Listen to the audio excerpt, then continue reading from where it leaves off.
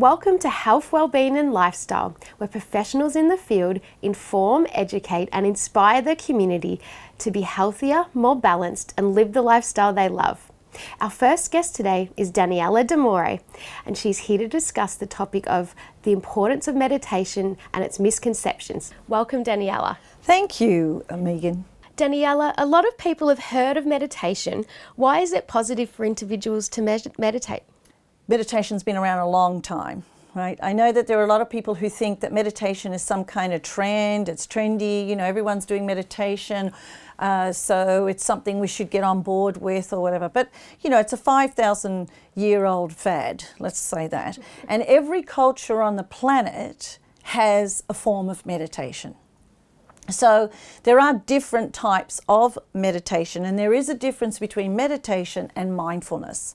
A lot of people put that together, but it is slightly different. So it's important, first of all, to find the right meditation that suits you.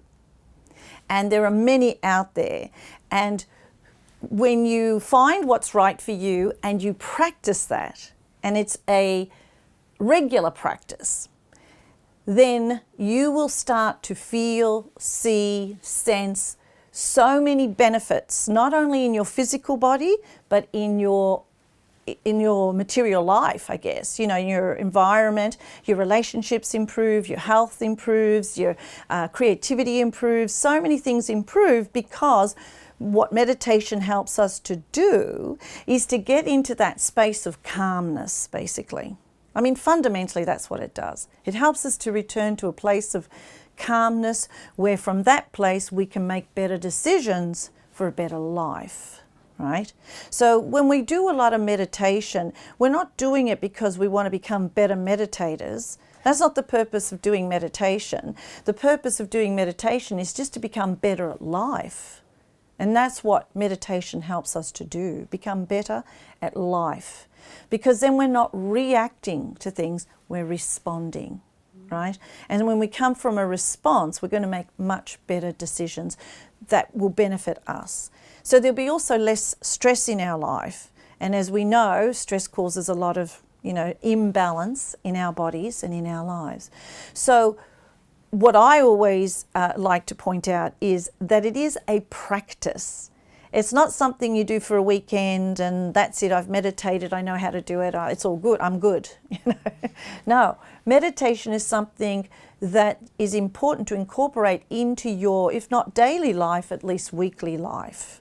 So that over a period of time, it does become something that is very much a part of your routine, and consequently, as I said, over time, you will see the benefits of that. Not only see it, but reap the benefits of that, right?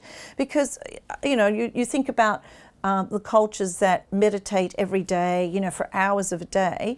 Well, they're doing that for a lifetime. You would think by now they'd be pretty good at it, But no, they keep doing it. And why is that? Why is it that they keep doing it? Because it's a practice. It's not a religion. It's not a philosophy. It's a practice. And the reason why we practice is because there's always somewhere deeper to go within ourselves. And the deeper we can go, the deeper we're going to learn about who we are, who we truly are, which means what are our core values? What are the things we like and dislike? How am I feeling in this moment? How am I responding in this moment? So that you can ask yourself all the right questions to then, as I said, make healthier choices. Daniella, although a lot of people have heard of meditation, it appears that there's a few misunderstandings around it. Oh yeah, there's a lot of misconceptions around meditation. And if you Google what is meditation, 1 million, 2 million sites will come up telling you what meditation is and what the benefits of meditation is, because there's many, many of them. They use meditation for a lot of health benefits, mental issues, just a healthier, balanced lifestyle. However, there are many people out there, they create these excuses because they believe they're not good at meditation, or meditation is a religious thing and I'm not religious. I don't want to do mantras. Well, you don't have to do mantras, I don't want to sit still for that long, or I can't sit still for that long. My head doesn't stay still. I can't sit and meditate because, I overthink. all the more reason to do it, right, first of all. And other people, well, I'm not well, or I don't have the time. Don't have the time is a big one. So if you can't find 15 minutes in a week to meditate, you know, then you're not really taking care of yourself, right? So these misconceptions, because as you know, in life, we conceptualize everything in life, right? Everything we believe, our beliefs are based on concepts that we have believed. I mean, I recommend at least 15 minutes a day, which is what I try to do personally. And some days I'll do 15 minutes. Sometimes I do an hour, depending on what I have, and sometimes it's 5 minutes. And the other concept, the misconception about meditation is that you need to be sitting. No, people meditate when they're doing something they love. So a lot of times when people are gardening, for example, you know, whenever you're in the moment and you're really connected to what you're doing, like, you know, men who tinker away at cars and the hours go by, or it can be even while you're washing the dishes, you know, you're just washing dishes and there's nothing in your mind, you know, or you're just there with the dishes. That's meditating. That's mindful meditating. Because mindful meditating is you are absolutely aligned with the moment. And you are completely aware of what is happening in the moment. So you're aware of everything you're doing, but you're not connected or you're not attached to anything that's happening. The Dalai Lama says, if every 8-year-old on the planet started to learn meditation now and it became part of their life, we would have peace within a generation. For our viewers at home, Daniella, what can they do straight away to start their meditation journey? Well, right away, all they need to do is just sit, you know, find a quiet moment in the day, and all they need to do, and if they want to play music, that's fine too. You know how some people like to have some nice gentle music behind. But the main thing is, if you can sit even for 5 minutes, and all you need to do is just focus on your breath. That's all. Now, thoughts may come in. That's okay. They're supposed to be there. Our minds never stop. We're great thinkers. Sometimes those are good thoughts and sometimes they're not. But just focusing on your breath and just saying to yourself when a thought arises, that's okay. It's okay that you're there. But right now, I'm just focusing on my breath. So you're always bringing the focus and the attention back to your breath. And if you can just start doing that 5 minutes a day, or throughout the day when you're going for a walk, because there are walking meditations as well. And that's about being totally conscious of how your feet touch the earth or how you're walking, how your body is moving. Daniella, that's such wonderful, fantastic information. Yeah, thanks. Thank you so much. Oh, my pleasure. If you'd like to know more about Daniella and the importance of meditation, please go to her webpage on our website, healthwellbeingandlifestyle.com.au. And after the break, we'll have another interesting guest with another interesting topic. After the break, health and wellness expert Dr Zara Celik is talking about gut health.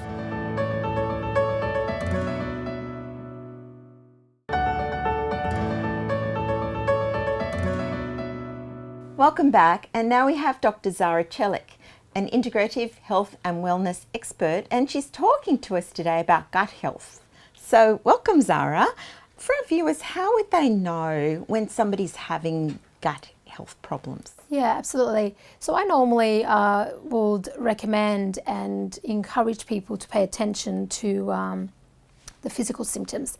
So the symptoms are actually telling us and giving us feedback about what is happening internally in terms of gut health. So certain symptoms could be, and not exactly, but it could be such as bloating, you know, having diarrhea, constipation, flatulence, or also, you know, indigestion, heartburn, things like that can indicate that the gut health is not performing really well. Okay, so what's important for our viewers to know in that instance? You know, it is important that we recognize there are symptoms and our physiology is giving us feedback to let us know something isn't right. So consulting with your healthcare practitioner, maybe getting a stool test done to see the root cause of your symptoms. It could be maybe a parasite, again, it could be maybe candida yeast overgrowth in the digestive health. You know, the symptoms are giving feedback to let the individual know something isn't quite right. So I will encourage our viewers to get in touch with their body, connect with the body, and recognize the symptoms. Maybe keep a food diary to see what serves them in terms of nutrition and what doesn't. And to, again, consult their healthcare practitioner and get a stool test done and take it from there. What would you say happens for people when they've got those symptoms? Well, immune system can be compromised or not functioning, at optimum level. The individual may feel phlegm in the morning, congestion in the nasal cavity, maybe puffiness under the eyes. They may find they are frequently getting colds and flus, or they have inflammation in the body, or the energy levels a little bit low, could indicate to the individual that gut health needs some attention as well. Right, and that would include tiredness, I suppose, is that? Well, they could be, but then tiredness could come on from other things as well. So I wouldn't particularly say tiredness, but definitely foggy brain could be one of the things. If the person's feeling, foggy brain or a bit sluggish in terms of energy levels, the gut health again may play a role. Again, it's just more the physical symptoms, that food intolerance, that people think, oh yeah, I'm intolerant, I just, cut this food out. I encourage people to really get to know the root cause. That's what's really important. So we are not really depleted and the microbiome is functioning well and we're absorbing our nutrients. We're not having any deficiencies such as iron deficiency and things like that. In that regards, in that sense, it is important that people find the root cause.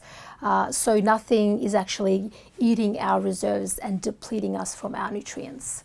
Would you suggest a particular type of nutrition for people with gut health problems? Yeah, so again, everyone's by individual. I will encourage everyone to connect with the physical body and see what really serves their by individuality, because there is not one particular food or nutrition fits and serves everyone's needs. So it is important that we connect with what we're eating and also seeing how that food serves us. Do we get certain symptoms to let us know that it doesn't resonate with our body?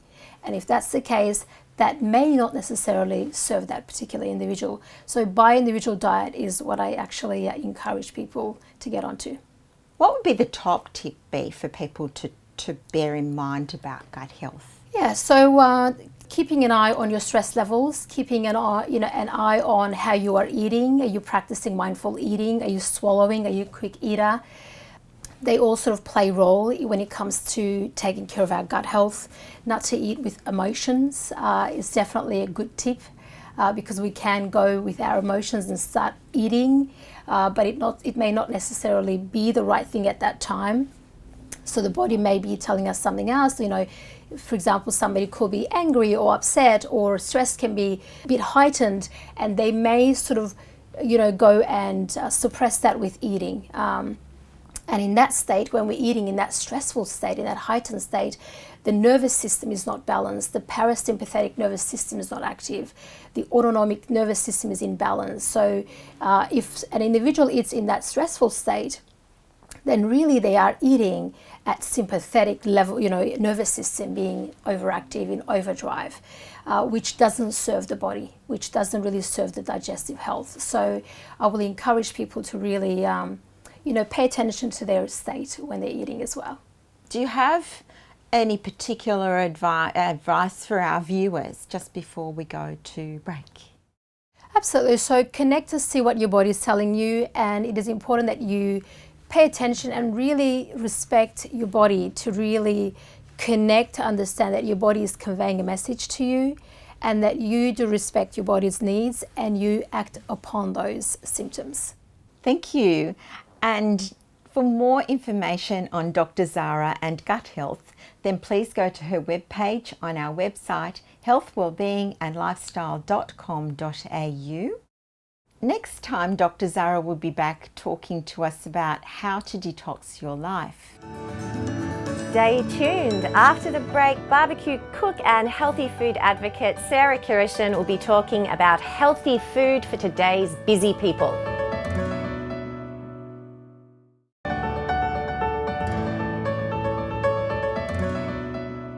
Welcome back to Health, Wellbeing and Lifestyle. We are here again with Sarah Kiryshin, barbecue cook and healthy food advocate, continuing our discussion about healthy food for today's busy people. And Sarah, this looks like you've brought a party into the studio and I can't wait to hear more about it. It looks so delicious. Amazing. Well, this is my favorite, my go-to, my crowd pleaser. When I am doing a barbecue, this is what I get out every single time. It is, I know I go on a lot about making sure that barbecue is always easy, but in this case, it is so quick and so easy, and I've never met someone that doesn't enjoy it. It is just delicious. Please explain what we have here. Okay, so what we have is, I'll talk about these amazing little triangles here. So we've got lamb mince in pita bread in its simplest form. However, me being me, I always like to bam up my meals a little bit. So with the lamb mince, what I do is I pop in some tomatoes, some onion, some Mediterranean and Middle Eastern spices such as sumac, Aleppo peppers. They can be a little hard to get hold of, but we can pop in a few other inspired herbs and spices. So a bit of paprika is amazing in there, some parsley, some garlic. Mince it up, smear it in a pita bread and pop it on the barbecue. It is sublime every single time. Do you cook the mince before you put it in the pita bread? No. So you'd be surprised. It can be a little bit surprising when you do cook it because it cooks so easily. You just kind of get one large pita bread, smear half of it with the raw lamb mince mixture, fold the pita bread over, straight on a barbecue with a bit of oil. Yum. So good. Next to the lamb pittas, we have smashed potatoes. These are, again, a crowd pleaser. They're delicious, and I am a little bit sneaky with this dish. You can exclude it, but I like to baste mine in some butter, and I put a bit of paprika in the butter as well. So it infuses through the potatoes as they're cooking. Just continue to gently baste them with a little bit of that butter. If you want to get really fancy, you can get a few stalks of rosemary and use that to baste the potatoes, and it adds even more flavour again. So the absolute best combination to have with this dish is my loaded yogurt. Then I bam it up with some of my secret ingredients. So let me talk you through what we have. Now, lemon. Very simple, very straightforward. The acidity helps cut through any fats or any, umami flavors for the barbecue, and it complements everything perfectly. We'll pop that there. So my secret ingredient, people always ask me how I manage to get so much flavour into the food that I cook.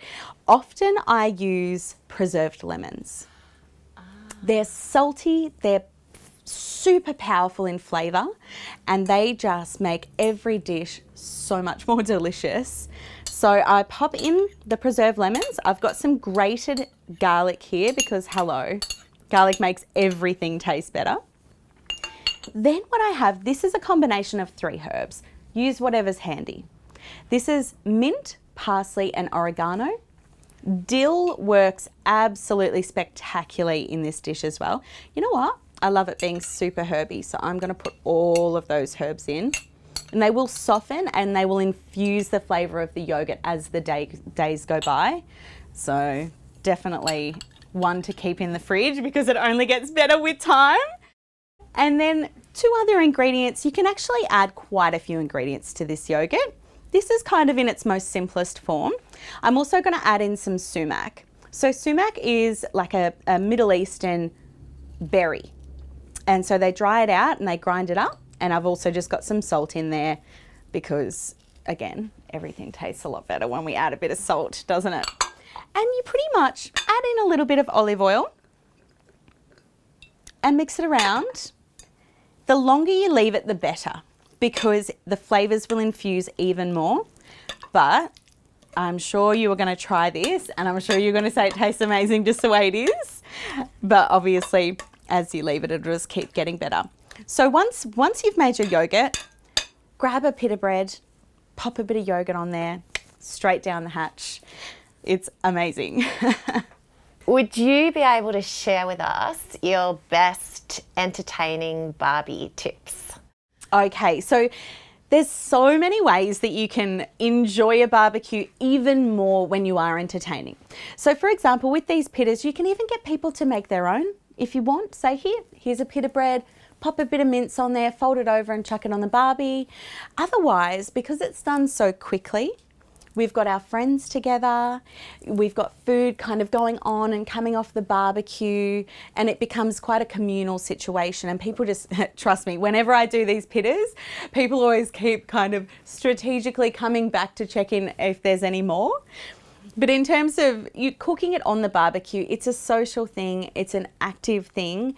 It gets you outside, and as we know, cooking on the barbecue tastes better. So always make sure that you've got your barbie nice and hot when you're going to put food on there. I always use charcoal. I prefer charcoal cooking. The flavour and the heat distribution is far better. And it seems daunting, but it really is not. It is a very straightforward process. It's almost as simple as lighting a gas barbecue, honestly. You just put charcoal in a barbecue or a pit or whatever you can find that's safe. You use firelighters and put them in amongst the charcoal.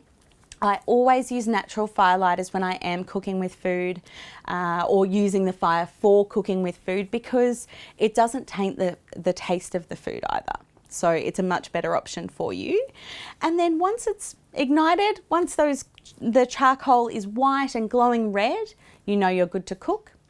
And you will infuse the most incredible flavours into your food every single time. Well, thank you so much again, Sarah. Yeah, I'm looking forward to trying this myself, so I'm excited. My pleasure. If you'd like to learn more about Sarah Kiryshin and healthy food for today's busy people, please visit her webpage on our website at healthwellbeingandlifestyle.com.au. And that's all for today, and we'll see you next week. If you'd like to know more about our show, please like our Facebook page and also subscribe to our YouTube channel.